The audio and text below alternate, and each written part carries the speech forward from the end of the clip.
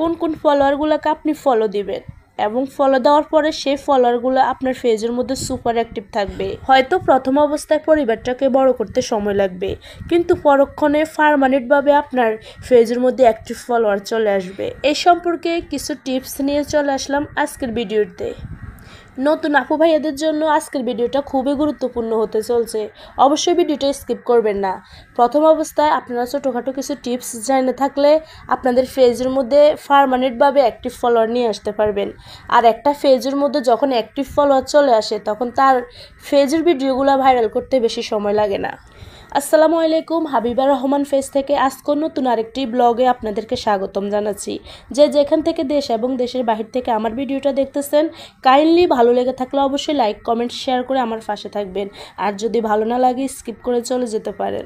আমাদের অনেকের পেজে 10,000, 20,000, 15,000 অনেক ফলোয়ার, কিন্তু আমরা একটা ভিডিও আপলোড করলে হাইস্ট 500-1000-এর উপরে আমাদের ফলোয়ারগুলো আমাদের ভিডিও দেখে না। এসব ফলোয়ার আমাদের কোনো কাজে আসে না।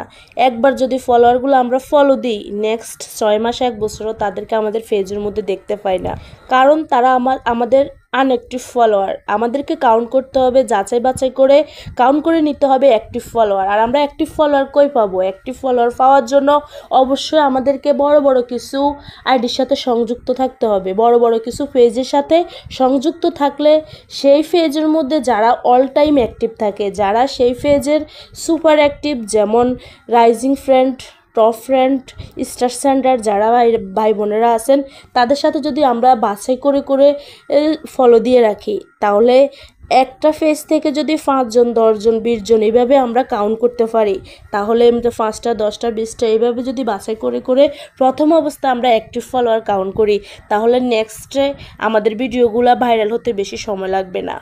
আর একটা কথা মনে রাখবেন, রাইজিং ফ্রেন্ড, টপ ফ্রেন্ড কিন্তু এমনি এমনি ফেসবুক তাদেরকে দেয় না। অবশ্যই তারা সেই পেজের ভিডিও আপলোড করার সাথে সাথে ভিডিও রিলেটেড গঠনমূলক কমেন্ট করতে করতে একসময় তাদেরকে ফেসবুক এই ব্যাচটাও উপহার দেয়। অতএব তাদের সাথে আপনারাও সবসময় সংযুক্ত হয়ে যাবেন এবং অ্যাক্টিভ ফলোয়ার পেয়ে যাবেন। মনে করেন একটা বড় পেজ থেকে আমি যদি 5 জন করে অ্যাক্টিভ ফলোয়ার কাউন্ট করতে পারি, তাহলে 6 মাসের মধ্যে আমি কতগুলা পেজের সাথে অ্যাক্টিভ থেকে কতগুলো অ্যাক্টিভ ফলোয়ার কাউন্ট করতে পারি। সেটা হিসাব করে কাজ করলে আপনি হয়তো প্রথম 6 মাস কষ্ট হবে, প্রথম 6 মাস আপনাকে হয়তো আপনার পেজটাকে বড় করতে আপনার সময় লাগবে, কিন্তু আপনি যেটা বড় করবেন এটা পার্মানেন্টভাবে বড় করতেছেন।